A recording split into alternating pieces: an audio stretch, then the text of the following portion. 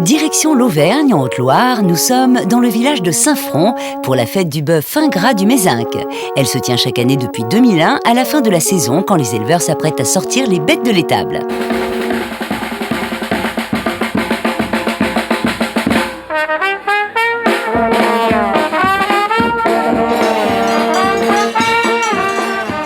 Bienvenue dans notre rendez-vous gastronomie et art de vivre.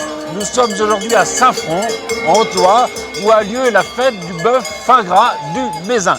Qu'est-ce que c'est le bœuf fin gras du Mézinc? C'est un bœuf qui est nourri de façon particulière avec des herbes très particulières et qui donne une viande tout à fait goûteuse. Alors nous sommes donc à Saint-Front où a lieu cette année la fête du bœuf fin gras du Mézinc et je suis en compagnie de Marie Olagnon. Bonjour, ça va? Ça va bien. Alors vous êtes membre du comité d'organisation de cette fête. Oui. Alors je disais, cette année ça a lieu à Saint-Front parce que c'est une fête un peu itinérante. C'est une fête itinérante. En fait, on cherche à valoriser tous les villages du massif. Et Oui. ce terroir du fin gras est à cheval entre deux départements, l'Ardèche et la Haute-Loire. L'Ardèche, la Haute-Loire. Voilà. Là, on est en Haute-Loire. Hein. Exactement. L'année prochaine, ce sera en Ardèche. L'année prochaine en Ardèche. 2 départements, 2 régions et plusieurs villages. 28. 28 villages. Alors, je vais vous changer chaque année, il y On aura les change 28 chaque villages. année. On en a déjà fait pas mal. Ouais. Puisque c'est la 13e édition de la fête.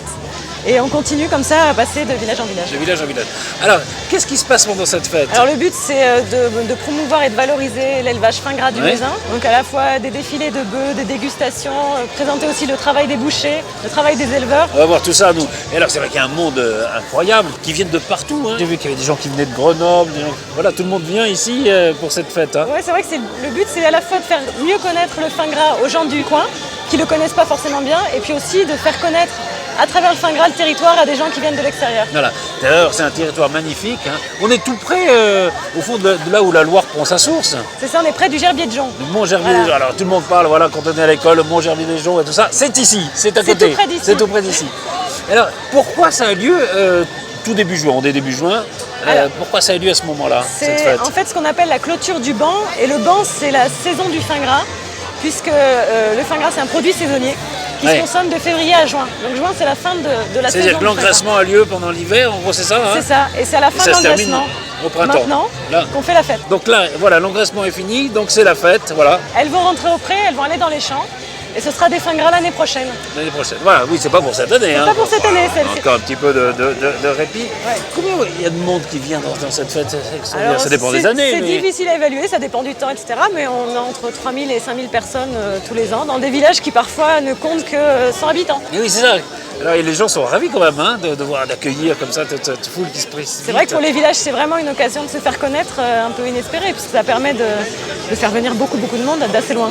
Et merci beaucoup, Marie Olagnon. Merci à vous. Nous sommes toujours à Saint-Front où se déroule la fête du bœuf fin gras du Mézinc. Et je suis en compagnie de Franck Chazalon. Bonjour. Bonjour. Ça va, vous êtes éleveur hein, Bien sûr. de bœuf. Alors, il faut dire, je crois, une chose très importante. Est-ce qu'il y a une race du bœuf fin gras ou est-ce qu'il y a plusieurs races? Donc voilà, dans le bœuf fin gras du Mézinc, c'est pas une race. Donc on retrouve les races à viande du Massif central, mais l'essentiel c'est l'alimentation, c'est le foin. Donc c'est un foin qui est assez exceptionnel. Donc on retrouve plus de 100 espèces de plantes sur nos prairies. Ce qui est important, c'est le fenouil des Alpes, ce qu'on appelle chez nous l'assistre. Voilà, alors le fenouil des Alpes, on ne le trouve pas à n'importe quelle hauteur. Hein. Il faut Ah être non. au-dessus de 1100 mètres. c'est Voilà, ça au-dessus de 1100 mètres, on retrouve le fenouil des Alpes. C'est ce qui fait la caractéristique de notre foin et c'est ce qu'on retrouve dans le goût de cette viande. Tous les animaux mangent ça? Le fin gras, je dirais, c'est comme une recette de cuisinier. Donc on choisit le meilleur foin, on prend du foin où il y a beaucoup de fenouil des Alpes, on prend les races sélectionnées du Ouais. Massif central. Et on les nourrit avec ça? Voilà, on les nourrit avec ça. Donc on les nourrit lentement. Donc c'est 4 repas de foin par jour. C'est 4 ou 5 mois d'engraissement. C'est-à-dire qu'on le renourrit 4 fois par jour, on lui amène son petit foin. Voilà, Il est- c'est- c'est un c'est- roi, quoi. C'est Voilà, le- c'est un roi. Hein, qui est là, qui a plus qu'à se Voilà. attendre de le nourrir. C'est du gavage. C'est du gavage. C'est du gavage. C'est du gavage, On mais les enfin du incite- gavage avec du foin, c'est Bien pas... sûr, voilà. on les oblige pas, mais on les incite à manger. Ça sent bon, il faut sentir le foin ça se sent. Ah, c'est vrai qu'il y a des... Alors, il y a des odeurs, oui, oui. Voilà. Nous pour sélectionner le foin, Vous le surtout sentez à d'abord. l'odeur. On a des petits veaux derrière nous hein, qui sont magnifiques. Disons qu'on repère un petit peu Les plus beaux? voilà, les meilleures bêtes. Parce qu'il faut dire, sur 100 bêtes qui naissent sur le Mézinc, il y en a à peu près 5 qui feront du fin gras à la sortie. Donc c'est une Oui, sélection c'est ça, hein, draconienne. c'est une grande sélection. C'est une sélection draconienne. 5%. Voilà, 5%. 5%, En donc, gros, et le c'est reste 5%. bon, est nourri à l'avenant, hein, Voilà. avec le tout venant. En tout Voilà. cas. On peut les nourrir, non? On peut leur donner? Oh, bien sûr, ouais. On va essayer. Voilà, regardez, elle va être contente. On peut lui donner. Voilà, regardez, elle est heureuse comme tout, il n'y a plus qu'à prendre une photo. Je suis en compagnie d'Étienne Exbraia, bonjour. Bonjour. Ça va, monsieur, vous êtes le vice-président hein, de l'association Fin Gras. Fin Gras. Et puis on est côté de Jean-Pierre et puis de Vainqueur. Alors le Vainqueur, il est magnifique. C'est le reproducteur. C'est un reproducteur pour pouvoir faire du fin gras à partir de certains croisements. Il fait combien? 1 tonne 300 à peu près. C'est un costaud. C'est environ, oui. Environ. Alors, racontez-nous un peu l'historique du bœuf fin gras. Ça a commencé quand même il y a plusieurs siècles. C'est-à-dire qu'au départ, c'est vrai que les bœufs, on s'en servait plutôt pour les travaux. Oui, bien sûr, on peut dire que le fin gras du Mézin a toujours existé. Au XVe siècle, on a une requête des habitants, notamment de Boé, de Sainte-Eulalie, du Chélar, qui faisaient une requête auprès de leur seigneur pour pouvoir mener les bêtes d'engrais, ils appelaient ça des bêtes d'engrais à ce moment-là, alors à la foire. À la fois. C'est-à-dire, ce qui se passait, c'est qu'on se servait des animaux pour la culture. Oui, Pour les travaux, quoi. Déjà, dans ma souvenance, moi, je fais partie d'une génération qu'on a vu. J'ai travaillé à la main avec mes parents d'abord, puis moi-même aussi, puis j'ai vu la modernisation. Donc autrefois, on se servait des bœufs Pour les travaux. pour les travaux.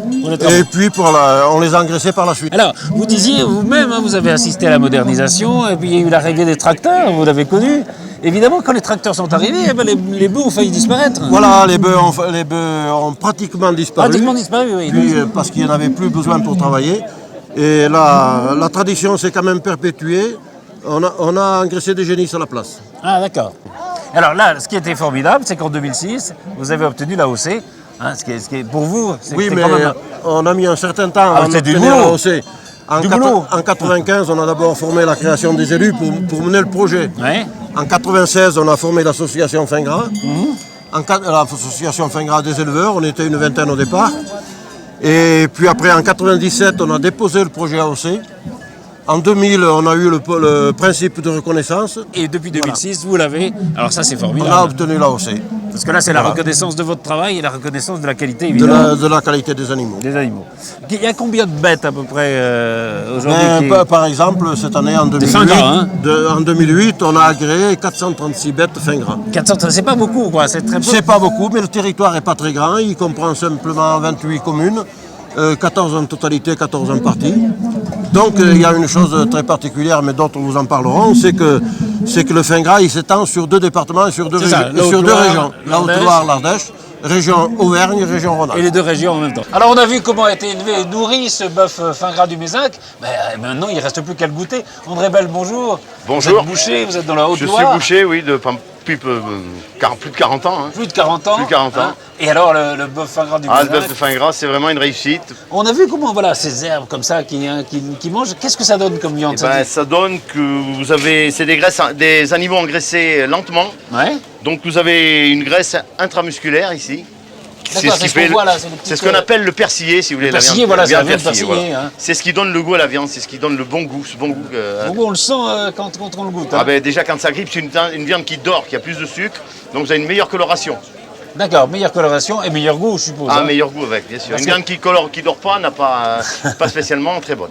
C'est ça. Non, je dis ça parce que c'est vrai que cette viande, elle est vendue dans la région, hein, mais elle n'est pas encore exportée partout. Elle est vendue dans la région parce que je pense qu'aujourd'hui, il y a de la demande parce que depuis qu'ils ont l'AOC, tout ça, Oui. on en parle déjà beaucoup plus. Je pense que les clients en redemandent de plus en plus toutes les années. Hein. Bien sûr. Nous, on alors, peut le dire. alors, vous nous avez préparé écoutez, 2-3 choses là.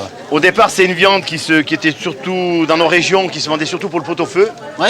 Si vous voulez, c'est le bœuf de Pâques, pour ainsi dire. Hein. Voilà, ce qu'on appelait autrefois le bœuf de Pâques. Ce qu'on appelait hein, le bœuf de Pâques. Ça, c'est un flancher désossé, un jarret, une poitrine dégraissée pour ceux qui n'ont pas trop de gras, avec un petit légume. Mettez les petits légumes dedans. Petits c'est comme légumes. ça, alors ça, c'est le pot-au-feu, mais on peut. Alors, le pot-au-feu, vous l'avez aussi, vous l'avez quand il est cuit. Alors le voilà.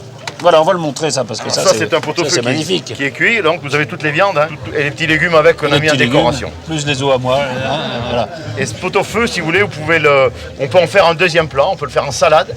Oui, on peut le. On peut le faire en salade et on peut le faire manger- griller. On peut le manger pendant une semaine en gros. Hein. Ouais, et une fois qu'il est cuit, on peut le regriller. On peut le regriller une fois On peut que le oui. griller. Ah On oui. nous en faire. C'est qui? Alors, C'est Olivier, ça Oui. Bonjour Olivier, ça va Alors, on vous a fait griller une araignée. oh, bah voilà, Une l'araignée araignée. dont on parlait, le La morceau fameuse de boucher. araignée. J'y Vous allez vais. faire déguster, allez-y. Et on a... C'est un délice. Voilà, la fête du bœuf fin gras de Mézin prend fin, l'émission aussi prend fin. On se retrouve très vite pour un nouveau rendez-vous gastronomie et art de vivre. À très bientôt. Salut!